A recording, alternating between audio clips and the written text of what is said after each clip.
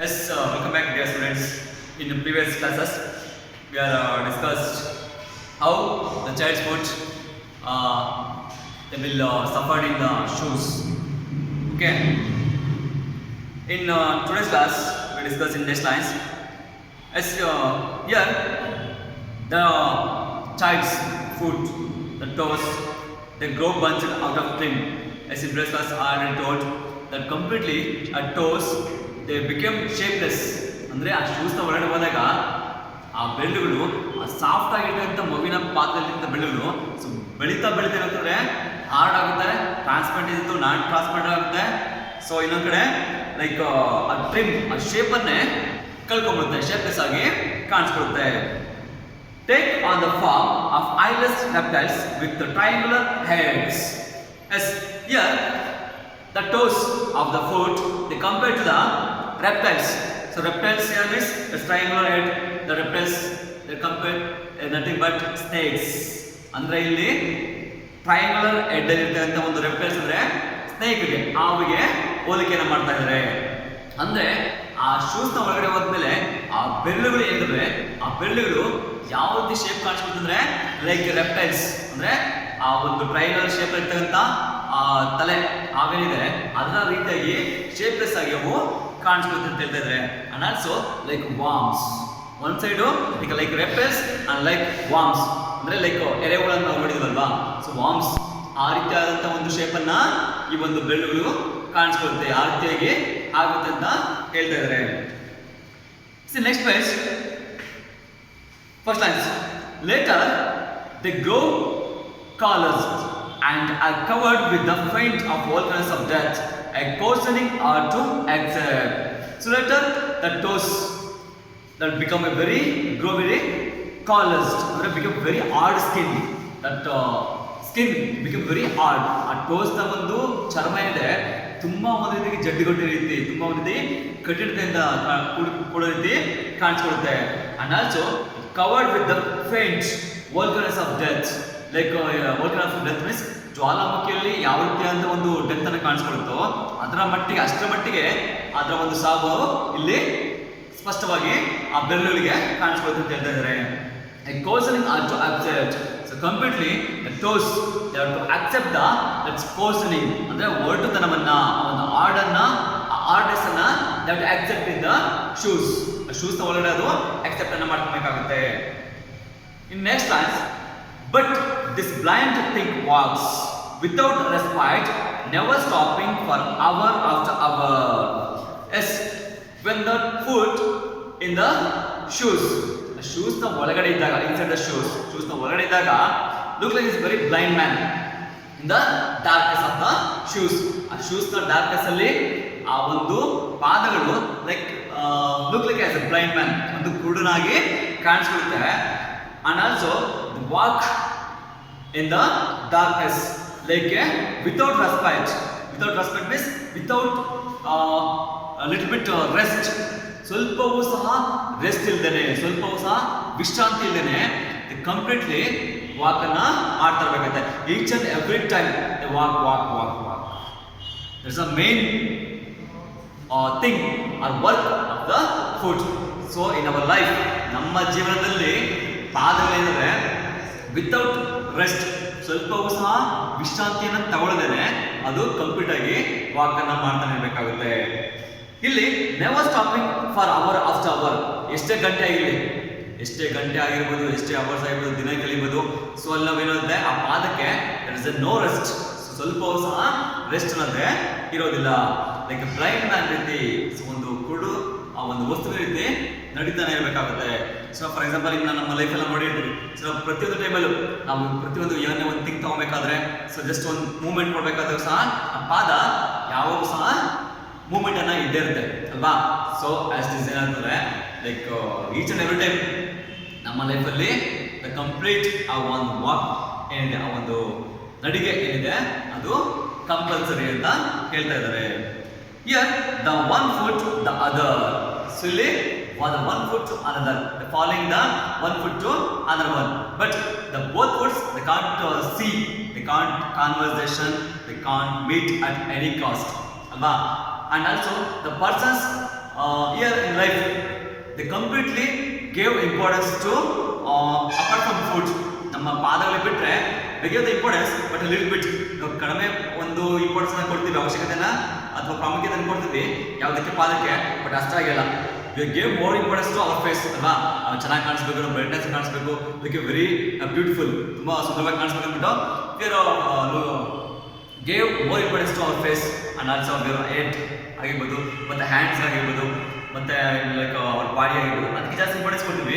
But ಪಾದಗಳಿಗೆ not giving any importance, just like they are protecting ourselves. ನಮಗೆ ನಾವು protect ಮಾಡ್ಕೊಳ್ಳೋದಕ್ಕೋಸ್ಕರ they giving a little bit importance to our food ಅಲ್ವಾ. ನಿಜನಲ್ವಾ? ನಮ್ಮ ಒಂದು ಪಾದಗಳನ್ನ ನಾವು ರಕ್ಷಣೆ ಮಾಡ್ಕೊಳ್ಳೋದಕ್ಕೋಸ್ಕರ, ಅಂದ್ರೆ ನಮಗೆ ನಾವು ರಕ್ಷಣೆ ಮಾಡ್ಕೊಳ್ಳೋದಕ್ಕೋಸ್ಕರ they're wearing shoes, slippers like ಅಲ್ವಾ, ಆ ರೀತಿಯಾದಂಥ ಒಂದು ಶೂಸ್ ಅನ್ನ ಸ್ಲಿಪ್ಪರ್ಸ್ ಹಾಕ್ಕೊಂತೀವಿ ಅಷ್ಟೇ.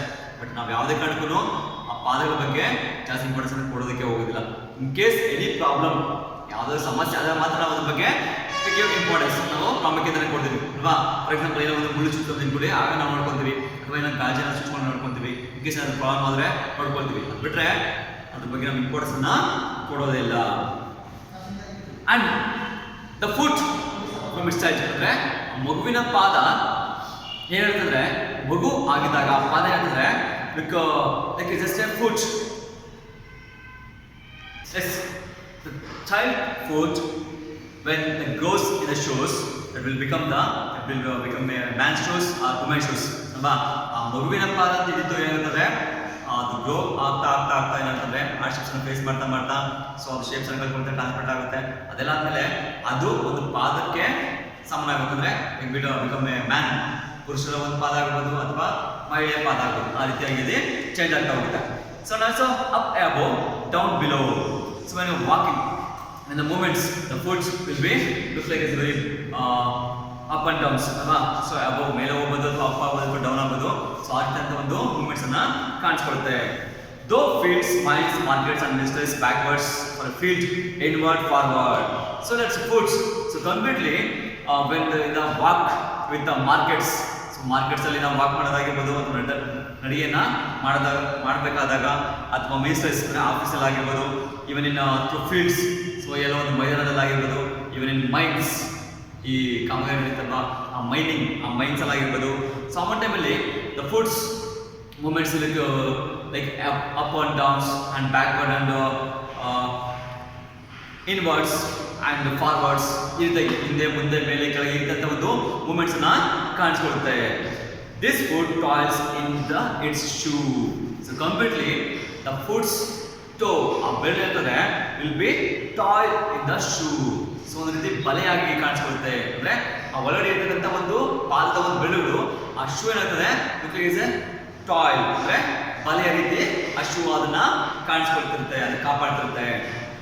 Scarcely taking time to bear itself to in love or slave.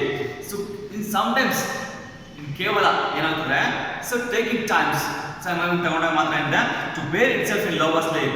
So ಆ ಒಂದು ಟೈಮಲ್ಲಿ ಮಾತ್ರ, ಸಮಯವನ್ನು ತಗೊಂಡಾಗ ಮಾತ್ರ ಅದು ಅದನ್ನ ಪ್ರೀತಿ ಮಾಡೋದಕ್ಕೆ, ಅದನ್ನ ಅದರಲ್ಲಿ ಕೇರ್ ಮಾಡೋದಕ್ಕೆ ಅಥವಾ ಮಲಗೋದಕ್ಕೆ ಕಾರಣ ಆಗುತ್ತೆ ಅಂತ ಹೇಳ್ತಾ ಇದ್ದಾರೆ. It walks, they walk until the old man chooses to stop. Yes, it walks. The man, when he prepared to walk in any way, the foot will ready to walk with him. When the man chooses to stop, the foot also there will be stop their walk. ಅಲ್ವಾ. So ಮನುಷ್ಯ ಯಾವಾಗ ನಡೆಯೋದಕ್ಕೆ ಅವನು preference ಕೊಡ್ತಾನೋ, so ಪಾದ ಸಹ ಅವನಿಗೆ ನಡಿಬೇಕಾಗುತ್ತೆ. ಮನುಷ್ಯ ಯಾವಾಗ stop ಮಾಡುತ್ತಾನೋ, ಅಂದ್ರೆ ಯಾವಾಗ ರೆಸ್ಟಿಗೆ ಆಗ್ತಾನೋ, ಅಂದ್ರೆ that's a time of death. ಅಂದ್ರೆ ಅವನು ಸತ್ತಾಗ ಮಾತ್ರ ಅದು ಸ್ಟಾಪ್ ಆಗುತ್ತೆ ಅಲ್ವಾ. Until to death the foot has no rest. ಅಂದ್ರೆ ಮನುಷ್ಯ ಸಾಯೋ ತನಕ ಸಹ ಪಾದಕ್ಕೆ ಬಿಡುವು, ರೆಸ್ಟ್ ಅನ್ನೋದೇ, ವಿಶ್ರಾಂತಿ ಅನ್ನೋದೇ ಇರೋದಿಲ್ಲ ಅಂತ ಹೇಳ್ತಾ ಇದ್ದಾರೆ. And then it descended underground, unaware, for there everything was dark. When the man chose to stop, means when he was dead, until to death, the foot pushed to underground. Yes. So ಇನ್ನು ನಾವೇನಂತಂದ್ರೆ, ನಾವು ಮನುಷ್ಯ ಸತ್ತಾಗ ಮಾತ್ರ ಅದು ಫುಟ್ಗೆ ವಿಶ್ರಾಂತಿ ಇರುತ್ತೆ, ಅವಾಗ ಮಾತ್ರ ಅದಕ್ಕೆ ವಿಶ್ರಾಂತಿ ಸಿಗುತ್ತೆ. ಮನುಷ್ಯ ಸತ್ತ ಮೇಲೆ, ಸೊ ವಿತೌಟ್ ಫುಟ್, ಆ ಪಾದಗಳನ್ನ ಬಿಟ್ಟು ದೇ ಕಾಂಟ್ ಬರಿಟ್. ಸೊ ಬರಿಟ್ ಮಾಡೋಕ್ಕಾಗಲಿ ಅದನ್ನ ಉಳೋದಕ್ಕೆ ಆಗಲಿ ಸಾಧ್ಯ ಇಲ್ಲ. ಅದು completely the whole body will be buried in the underground. So ಅದಕ್ಕೆ ಒಳಗಡೆ ಹೋಗುತ್ತೆ. ಸೊ ಇಲ್ಲಿ ಅಂತಂದ್ರೆ the foot descended means push to underground. So when man become a dead, ಅವನು ಸತ್ತಾಗ ಮಾತ್ರ ಆ ಒಂದು ಪಾದಗಳು ಸಹ ಅಂಡರ್ಗ್ರೌಂಡ್ಗೆ ಪುಷ್ ಅನ್ನು ಮಾಡಿಕೊಳ್ಳುತ್ತೆ. ಅನ್ಅವೇರ್ ಫಾರ್ ದೇರ್, ಅಲ್ಲಿ ಅನ್ಅವೇರ್ ಅಂದ್ರೆ ಯಾವುದೇ ಅಂತ ಒಂದು unaware for everything, for the everything was dark. So when the man dead, when the foot they were pushed to underground, they look like very darkness. So everywhere and everything will be dark in the parts of the human body. Alva, not only foot. ಮನುಷ್ಯ ಸತ್ತಾಗ ಅವನ ಉಳು ಮಾಡಿದಾಗ ಅಥವಾ ಅವನ್ನ ಬರಿಟ್ ಮಾಡಿದಾಗ ಪಾದ ಸಮೇತ ಏನಂತಂದ್ರೆ ಕಂಪ್ಲೀಟ್ಲಿ ಎವ್ರಿಥಿಂಗ್ ಪ್ರತಿಯೊಂದು ಸಹ will be grow in the darkness, ಅಲ್ಲಿ ಡಾರ್ಕ್ನೆಸ್ ಅನ್ನ ಆವರಿಸಿಕೊಳ್ಳುತ್ತೆ.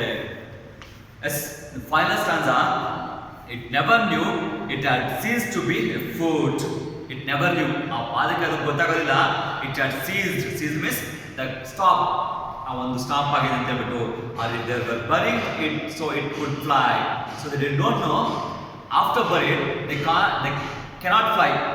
They could fly, sorry, they could fly. ಅಂದ್ರೆ ಅದು ಗೊತ್ತಿಲ್ಲ ಅದು ಸತ್ತ ಮೇಲೆ ಅದು ಫ್ಲೈ ಆಗೋದು. ಯಾಕಂದ್ರೆ so actually up to death ಮನುಷ್ಯ ಸಾಯೋ ತನಕನೂ ಅದು ಇಸ್ ನೋ ರೆಸ್ಟ್, ಅದು ಫ್ಲೈ ಮಾಡೋಕ್ಕಾಗಿರ್ಬೋದು ಅಥವಾ ಬಂಚ್ ಆಫ್ ಫ್ರೂಟ್ಸ್ ಒಂದು ಬಂಚ್ ಆಗಿರೋಕ್ಕೆ ಸಾಧ್ಯ ಇಲ್ಲ. But after death they can fly ಅಲ್ವಾ. ಅಂದ್ರೆ ಮನುಷ್ಯ ಸತ್ತ ಮೇಲೆ ಆ ಒಂದು ಡಾರ್ಕ್ನೆಸ್ ಅಲ್ಲಿ ಅದು ಫ್ಲೈ ಆಗೋದು. Means they can imagine they be become a butterfly or an apple. ಅದು ಆವಾಗ ಚಿಟ್ಟೆಯಾಗಿ ಫ್ರೀಡಮ್ ಆಗಿ ಸುತ್ತಾಡ್ಬೋದು ಅಥವಾ ಲಿಬರ್ಟಿಯನ್ನ ಪಡ್ಕೊಬೋದು. ಇಲ್ಲ ಅಂತ ಹೇಳಿದ್ರೆ ಆಸ್ ಅನ್ ಆಪಲ್, ಒಂದು ಆಪಲ್ ಆಬ್ಜೆಕ್ಟ್ ಆಗಿ ಅದು ಬೇಕಾದ್ರೆ ಲೈಕ್ ಹೆಲ್ಪ್ಫುಲ್, ಅದು ಒಂದು ರೀತಿಗೆ ಬೆಳಿಬೋದು ಅಂತ ಅದಕ್ಕೆ ಅವಾಗೂ ಸಹ ಗೊತ್ತಿರೋದಿಲ್ಲ. If they were burying it so that it could fly or so that it could become an apple. So finally, after death, when the push to underground, the foods will become a butterfly or an apple. So here, the fabula gave completely the foods compared to our life.